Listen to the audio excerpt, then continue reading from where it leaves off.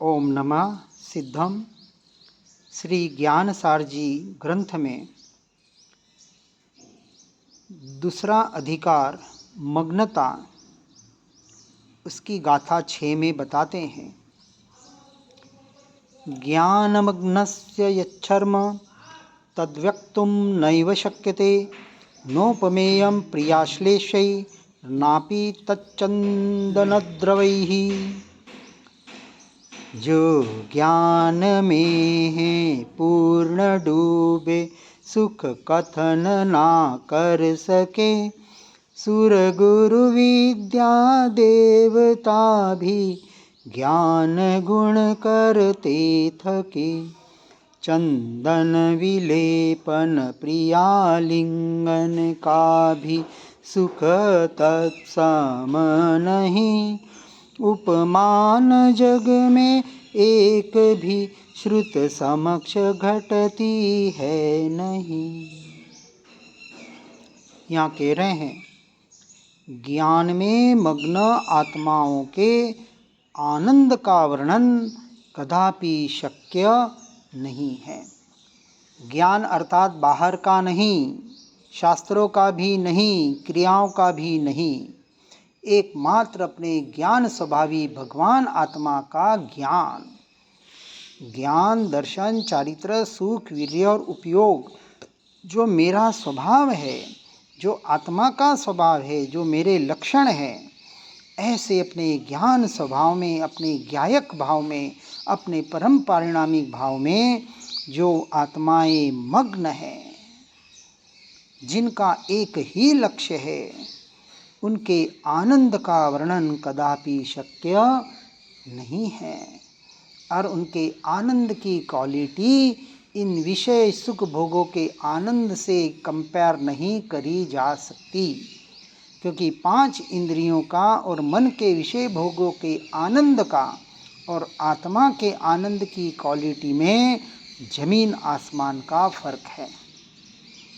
स्त्री सुख अथवा चंदन विलेपन से प्राप्त सुख या रोग से निरोगता को प्राप्त का सुख, वेदना से वेदना का क्षय होने का सुख, बाहर के दुखों से बाहर के सुख का सुख, प्रतिकूलता से अनुकूलता का सुख, ये सारे अनिष्ट से इष्ट का सुख, ये सारे सुख इस सुख के आगे, आत्मा के आनंद के आगे तिल तुस मात्र भी नहीं है। उसकी तुलना अपने आत्मा के आनंद से किंचित मात्र भी संभव नहीं है। और कोई तुलना करने जाएगा, अपने आनंद आनंद आनंद आनंद उछलता है ऐसा सुनकर वो बाहर के आनंद से उसका कंपैरिजन करने जाएगा, स्वर्गों के सुख के आनंद का कल्पना करने जाएगा, तो वो कभी उस आनंद को प्राप्त नहीं कर पाएगा, क्योंकि उससे उसका कंपैरिजन, उसकी तुलना संभव ही नहीं है। आगे गाथा 7 में कहते हैं, शम शैत्य पुषो यस्य विप्रुषोपि महाकथा, किम स्तुमो ज्ञान पीयूषे तत्र सर्वांग मग्नता। श्रुत अमीरस के बिंदु की भी होती है एक महाकथा, समरूप शीतलता की पुष्टि करे प्रतिपल सर्वथा। उस ज्ञान अमृत मग्नता की वर्णना मैं क्या करूं, श्रुत में सदा बन मगन तन मन का सकल तम भ्रम हरूं। एक एक बात, एक एक गाथा बहुत गहराई से बताने का प्रयास किया जा रहा है, क्योंकि ज्ञान का सार, समय का सार बताने का प्रयास किया जा रहा है। यहाँ बाहर की कोई चर्चा नहीं है। यहाँ कहते हैं, उपशम की शीतलता को पुष्ट करने वाली ज्ञान मग्नता के आनंद के एक बिंदु मात्र की भी कथा महान है। किसकी? ज्ञान स्वभाव की कथा। ऐसे उस उपशम की शीतलता को जो पुष्ट करती है, अपने स्वरूप और स्वभाव को पुष्ट करके उसी में मग्नता रूप आनंद को प्रदान करती है। उसका एक बिंदु मात्र भी, एक अंश मात्र भी महान है। ऐसी अपने स्वयं के ज्ञान स्वभाव की जब तक महिमा नहीं आएगी और परद्रव्य प्रभावों की 100% महिमा छूट नहीं जाएगी, तब तक जीव उस मग्नता को, उस ज्ञानानंद स्वभाव को, उस आत्मलीनता को प्राप्त नहीं कर पाएगा। और जब तक उस ज्ञानानंद स्वभाव को प्राप्त नहीं करेगा, तब तक मोक्ष मार्ग में पदार्पण नहीं कर पाएगा। तो कहते हैं, उस ज्ञानानंद रूप अमृत के से संपूर्ण मग्न आत्माओं के आनंद की क्या प्रशंसा करूं। देखो, एक बात यहाँ समझनी है, ये जो बता रहे हैं, इन्होंने उन ज्ञानानंद स्वभाव का आनंद लिया होगा, तब जाके अपने अनुभूति के आधार पर बता रहे हैं। दो बात होती है, एक तो मात्र पढ़ा लिखा सुना होता है, किसी का रटा रटाया होता है, भले देवगुरु शास्त्र का, क्योंकि देवगुरु शास्त्र के माध्यम से ही हम पढ़ सुन रहे हैं, समझने का प्रयास कर रहे हैं।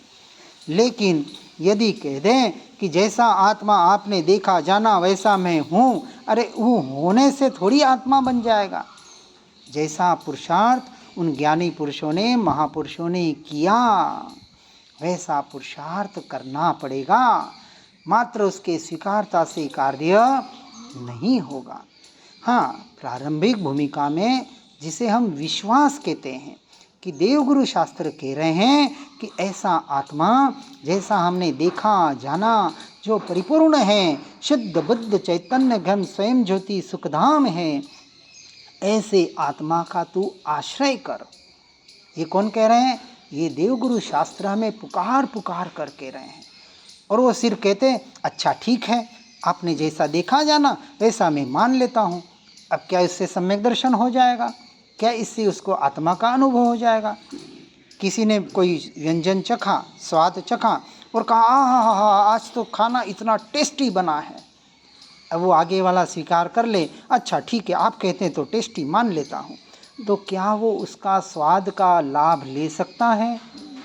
कभी नहीं ले सकता। तो उसके लिए उसको उस खाने को चखना पड़ेगा, तब जाके उसका वो आनंद ले सकता है। आपने ले लिया, लेकिन मैं मेरे आनंद का भोग अपने स्वयं के श्रद्धान के द्वारा नहीं करूँगा, तब तक उस तत्व तक मैं पहुँच नहीं पाऊँगा। यहाँ यही कह रहे हैं कि ऐसे ज्ञानानंद अमृत रूपी रस में जो मग्न है, कौन? भावलिंगी मुनिराज। और उसका पुरुषार्थ कर रहे हैं कौन? सम्यक दृष्टि श्रावक, देश विरत श्रावक, सच्चे श्रावक। चौथे गुण स्थान वाले तो जघन्य श्रावक है, अभी सिर्फ श्रद्धान की अपेक्षा से उन्हें श्रावक कहा जाएगा। और लेकिन जिन्हें अपने स्वरूप और स्वभाव का, आत्मा परमात्मा के अभेदता का जिन्हें निर्णय नहीं है, श्रद्धान नहीं है, वो सच्चे श्रावक कहलाने के अधिकारी नहीं है। मात्र जैन कुल में पैदा हो गए, नमोकार मंत्र आ गया, कुछ त्याग पचकान कर लिए, इससे अपने आप को जैन मानने वाले व्यवहार से हो सकते हैं, बिल्कुल उसका कहीं निषेध नहीं है। लेकिन यहाँ जब श्रद्धान की अपेक्षा से, सम्यक दर्शन मोक्ष मार्ग की अपेक्षा से कथन होता है, निश्चय की अपेक्षा से कथन होता है, तो उस दृष्टि से कथन किया जाता है। श्रद्धावान, विवेकवान और क्रियावान को श्रावक कहा जाता है। कौन सी श्रद्धा? व्यवहार से पंच परमेष्टि की, उनके वचनों की श्रद्धा, और उनके वचनों के द्वारा जिन वचनों में जिन जिनवाणी माता ने बताया कि जैसा मेरा स्वरूप है वैसे सभी आत्माओं का स्वरूप है, सभी जीव सिद्ध सम जे समझे ते थाय। सिद्ध समान अपनी आत्मा का ते ध्याता निज आत्मा होए सिद्ध गुण खाणी रे।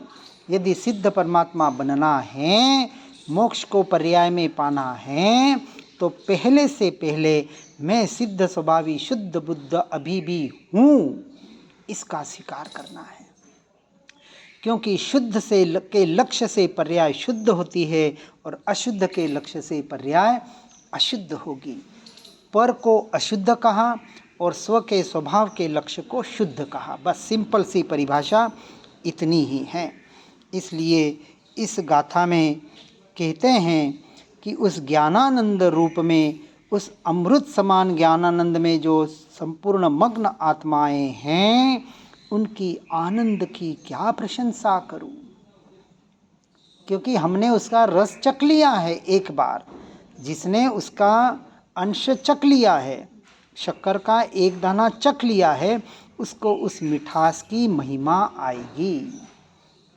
यानी चौथे गुणस्थानक में फोटोग्राफी और 13वें गुणस्थानक में वीडियोग्राफी, क्योंकि निरंतर उस, और वो अपनी आत्मा में हर क्षण हर पल मग्न है। ऐसे स्वरूप और स्वभाव की साधना हमें भी करनी है। मग्नता अधिकार का अर्थात दूसरे अधिकार का अंतिम गाथा 8वीं गाथा। हर अधिकार की 8 गाथाएं हैं। यस्य दृष्टि कृपावृष्टिर्गिरः शम सुधाकिरः तस्मै नमः शुभज्ञान ध्यानमग्नाय योगिने। दृष्टि जिनों की करे करुणा वृष्टि शांति अपार है, वाणी करे छिड़काव अमृत धैर्य पारावार है। शुभ ज्ञान में जो मग्न है उन योगियों को वंदना, नित भाव भी निवंदना से हुए कर्म निकंदना। जिनकी दृष्टि करुणा की वृष्टि करती है, जिनकी वाणी उपशम रूप अमृत का छिड़काव करती है, उन सम्यक ज्ञान तथा ध्यान में मग्न योगियों को त्रिकाल नमस्कार हो, नमस्कार हो। उन भावलिंगी मुनिराजों की यहाँ बात कर रहे हैं, जहाँ तक हमें मुझे पहुँचना है, क्योंकि मेरा लक्ष्य वही है। यही तो वितरागता का मार्ग है। और ऐसे वितरागी परमात्मा के मार्ग में चलने वाले ज्ञानी क्या कहते हैं? उनकी दृष्टि करुणा की वृष्टि कराती है। कौन से करुणा की वृष्टि? कौन सी जीव दया? ये बाहर की नहीं। यहाँ निश्चय की अपेक्षा से स्वयं के आत्मा की दया करना ही सच्ची जीव दया है, निश्चय से। और स्वयं के आत्मा की, अपने स्वयं की जीव दया करने वाले को नियम से पर जीवों की दया होती ही होती है। क्योंकि जैसे इस जीव को कष्ट होता है, वैसे ही अन्य जीवों को भी कष्ट होता है। ये उसकी मान्यता में आ चुका है। तो वो अपने जीव को भी कष्ट नहीं महसूस करने देगा तो अन्य को कष्ट कैसे दे सकता है? इस बात को विशेषता से समझना है। लेकिन पर जीव दया करने वाले को स्व जीव की दया हो, ऐसा कोई नियम नहीं है। क्योंकि व्यवहार से पर जीवों की दया रक्षा करने वाला स्वयं की रक्षा कभी कभी नहीं कर पाता है। तो स्वयं के जीव की दया कैसे करनी? तो यहाँ निश्चय ने की अपेक्षा से कहते हैं, जिनकी वाणी उपशम रूप अमृत का छिड़काव करती है। कौन से अमृत का? ये वाणी पुकार पुकार कर कह रही है, आज दिन तक कोई जीव निश्चय की अपेक्षा से पर जीवों को न मार सका न बचा सका, क्योंकि पर जीव न मरता है और न स्वजीव कोई मरता है, न कोई जन्मता है। हर जीव का जो जन्म मरण कहा गया वो उसके आयुष्य कर्म का उदय है। हर जीव अपने आयुष्य कर्म के उदय से जीता है और आयुष्य कर्म के उदय, हर जीव नहीं, जीव का शरीर यहाँ समझना है। व्यवहार से जीव कहाँ जाता है? जीव तो अजर अमर अविनाशी है। वास्तविक जीव जिसे हम आत्मा कहते हैं, उसका जन्म नहीं, उसका मरण नहीं। व्यवहार से शरीर का जन्म और शरीर की मृत्यु कही जाती है। वास्तविक और गहराई में जाया जाए तो हमने पहले भी देखा, साइंस ने भी इसे प्रूव किया कि इस शरीर के परमाणु भी इलेक्ट्रॉन, प्रोटॉन, न्यूट्रॉन हर क्षण उत्पादय हो रहे हैं, अर्थात जन्म मरण हर क्षण इस शरीर का भी हो रहा है। ये तो ठीक है, व्यवहार से एक बालक का जन्म हुआ और उसकी बाद में मृत्यु हो गई। उसके जितना आयुष्य था, उसका जैसा संयोग मिलना था, उस अनुसार संयोग के अनुसार उसका वियोग हुआ। ये सारा पुद्गल के परिणमन है। और जीव इस पुद्गल के परिणाम में एकत्व ममत्व करके उसका कर्ता भोक्ता बन के पर जीवों के जन्म में उत्साह मनाता है और मृत्यु में शोक करता है। भय, शोक, जुगुप्सा, ये शोक करना भी नो कर्म में आता है, कषाय कही गई है। इसलिए ऐसे शोक करने वाले, हम तो ऐसे तीव्र तीव्र शोक करने वाले देखे हैं। 20-20 साल तक पति का या बच्चे का विरह, अभी तक वहाँ से बाहर नहीं निकल पाते हैं।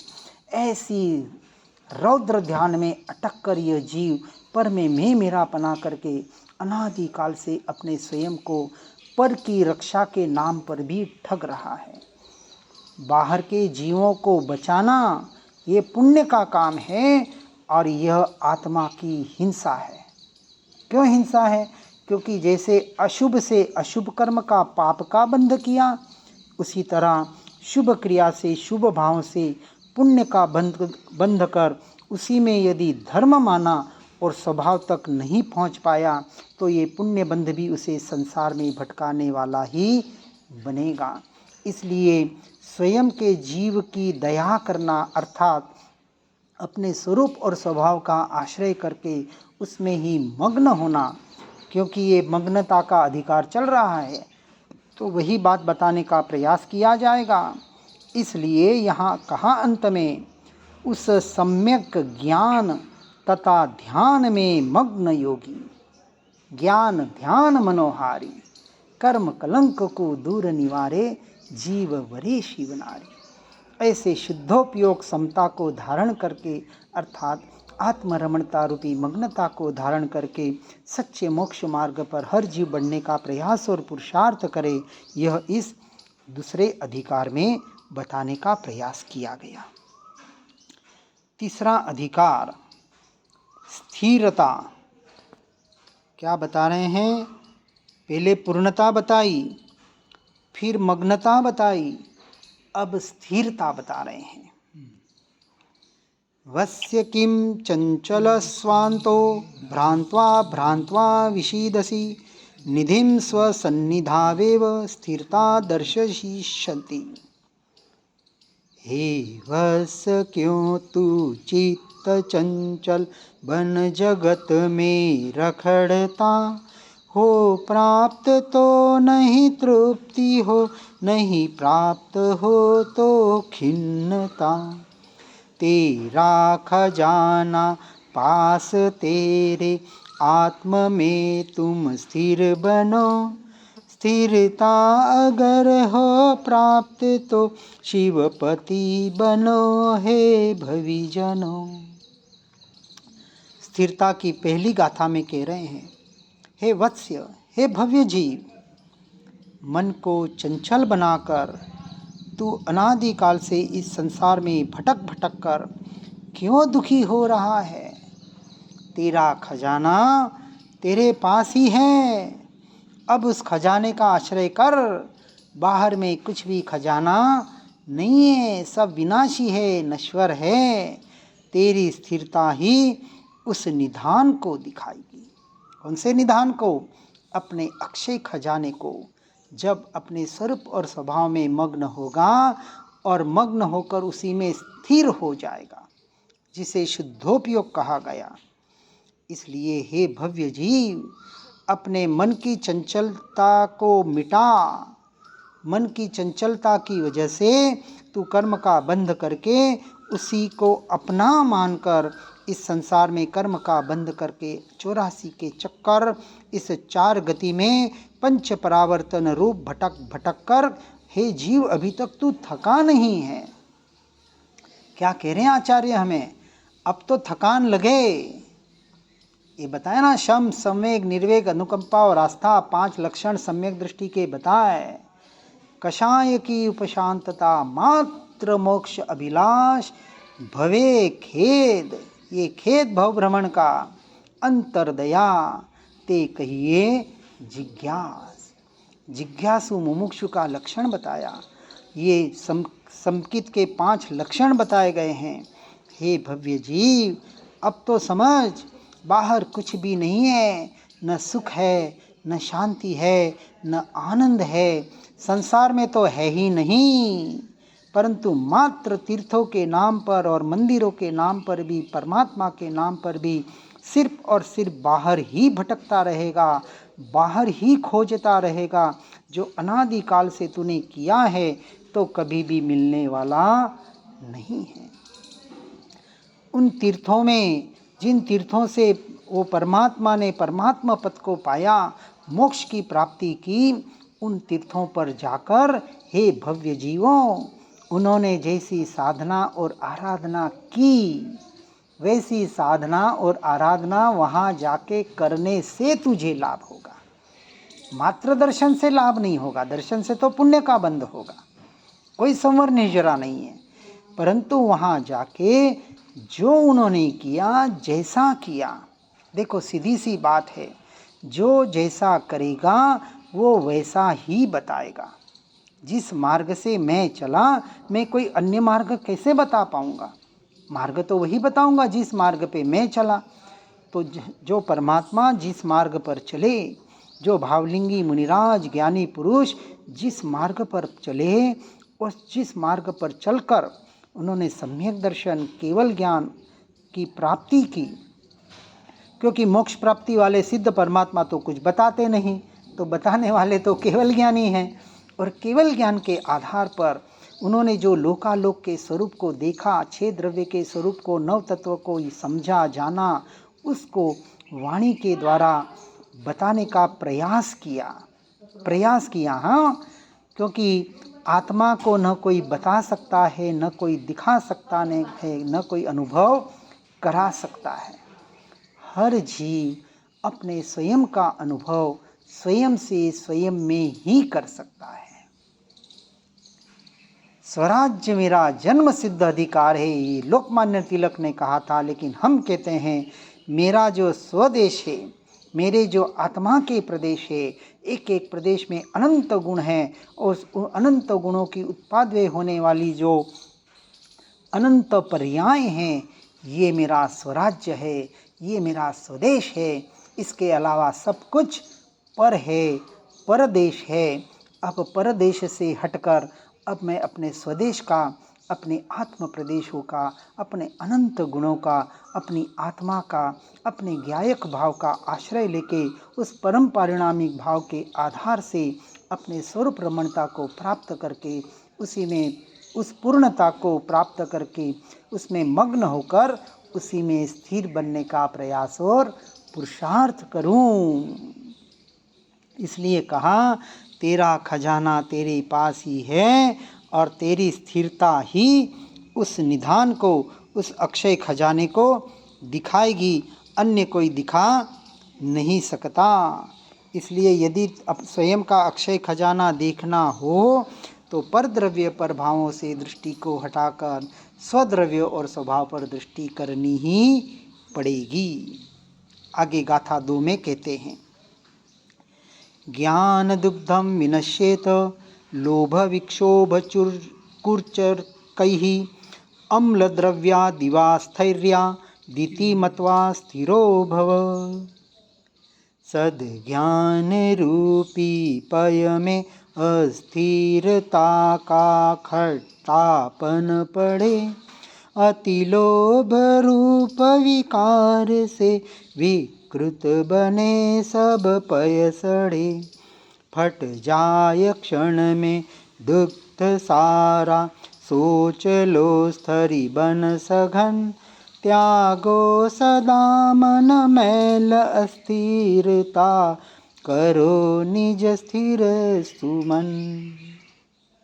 अर्थात खट्टे पदार्थों के स्पर्श से दूध बिगड़ जाता है, उसी प्रकार लोभ के विकार रूप कुर्चकों से ज्ञान रूप दूध बिगड़ जाता है। ऐसा समझकर हे भव्य जीव अब अपने स्वरूप और स्वभाव में स्थिर बन जा, ऐसा उपदेश हमें बता रहे हैं। इस साधना का पूरा मार्ग बताने का प्रयास किया जा रहा है। परमार्थ साधना, स्वभाव और स्वरूप आत्मा की साधना, सच्चे मोक्ष मार्ग की साधना इस ज्ञान सार के माध्यम से बताने का बहुत गहराई से, सूक्ष्मता से प्रयास किया जा रहा है। इसलिए इस मार्ग को विरलों का मार्ग कहा, क्योंकि विरले ही इतने गहराई में, इतनी सूक्ष्मता में जा सकते हैं। यहाँ कहते हैं जैसे खट्टे पदार्थों के स्पर्श से दूध बिगड़ जाता है, फट जाता है, पीने लायक नहीं रहता, भले हम उसकी कुछ अन्य मिठाई बना दें, कुछ भी बना दें, लेकिन वो फिर दूध नहीं कहलाता। उसी प्रकार लोभ के विकार रूप कुर्चकों से, अर्थात जो ये लोभ रूप विकार, विकृत, जो भीतर में विकृति पड़ी हुई है, देखो यहाँ मोक्ष की प्राप्ति के लोभ को भी लोभ कहा। कुछ चाहिए, कुछ पाना है, इसका नाम लोभ है। और भले रिद्धि सिद्धि हो, भले नवनिधियाँ हो, ये सारे लोभ है। और हमारे ज्ञानी पुरुष भावलिंगी मुनिराज ऐसी अनंत रिद्धि सिद्धियाँ को अर्थात लात मारते हैं, ऐसे एक व्यवहार से कहा जाता है, यानी उनका आश्रय नहीं करते, अंश मात्र भी वहाँ दृष्टि नहीं करते। क्योंकि भावलिंगी मुनिराज जो अनंत रिद्धियाँ लब्धियाँ के धारी है, गौतम स्वामी को अनंत लब्धियाँ थी, लब्धि के निधान, लेकिन उनका उपयोग नहीं किया। लोगों को नमस्कार चमत्कार बताने के लिए नहीं, उसका उपयोग यदि करना पड़े तो जिन शासन की प्रभावना के लिए भले करें, परंतु वहाँ से भी हटकर, क्योंकि वो भी सारा अटकना है, पुण्य का ही कार्य है, एकमात्र वहाँ से दृष्टि हटाकर, क्योंकि 11वें गुणस्थानक में विचार करें, सम्यक दृष्टि जीव, हाँ, क्योंकि मिथ्या दृष्टि तो चौथे का अधिकारी नहीं है। सम्यक दृष्टि जीव और भावलिंगी मुनिराज जो 11वें गुण स्थानक तक पहुँचते हैं, वो भी 11वें से गिरकर सीधे नीचे पहले में आते हैं। ये लोभ रूपी संजलन कषाय, और कोई कषाय नहीं है वहाँ, इसलिए लोभ को पाप का बाप कहा। और परिग्रह, ये लोभ है, 14 अभ्यंतर और 10 बाह्य परिग्रह बताएं। और अभ्यंतर परिग्रह में पहले से पहले मिथ्यात्व को परिग्रह कहा। ये पर में मैं मेरापना, उस भिखारी को फटे एल्यूमिनियम के कप में, उस कटोरे में भी इतना लोभ है, उसे वो अपना सर्वस्व मान रहा है, अपने रोजी रोटी मानकर उसकी पूजा करता है, उसकी सार संभार करता है। देखो ऐसा एल्यूमिनियम सोने का कटोरा लेके जाएगा तो कोई भीख देगा? कोई नहीं देगा। इसलिए ये लोभ जो पाप का बाप है, हमें कुछ चाहिए, साधना के फल की इच्छा, ये वहाँ आपको नीचे गिराने वाली है। इसलिए इच्छा निरोधा तपसा कहा। इच्छा रोधे संवरी परिणति समता योगे रे, तपते तेहिज आत्मा वर्ते निज गुण भोगे रे। इसलिए ऐसे ज्ञान रूपी ये दूध लोभ के द्वारा बिगड़ न जाए, ऐसा समझकर पर द्रव्य पर भावों से अपने दृष्टि को संपूर्णतः हटाकर अपने स्वरूप और स्वभाव का आश्रय करके उसी में स्थिर होने का प्रयास और पुरुषार्थ करें। आज ये दूसरी गाथा पूरी हुई, आगे की गाथा कल लेंगे। इसको सुनकर समझकर अपने जीवन को आत्ममय बनाने का यथार्थ प्रयास और पुरुषार्थ करें। इसी भावना के साथ ओम नमः सिद्धम। स्यद्वादनय षट द्रव्य गुण पर्याय और प्रमाण का, जड़ कर्म चेतन बंध का, अरु कर्म के अवसान का, कह कर स्वरूप यथार्थ जग का, जो किया उपकार है उसके लिए, जिन वाणी माँ को वंदना शतवार है, वंदना शतवार है, वंदना शतवार है। ओम नमः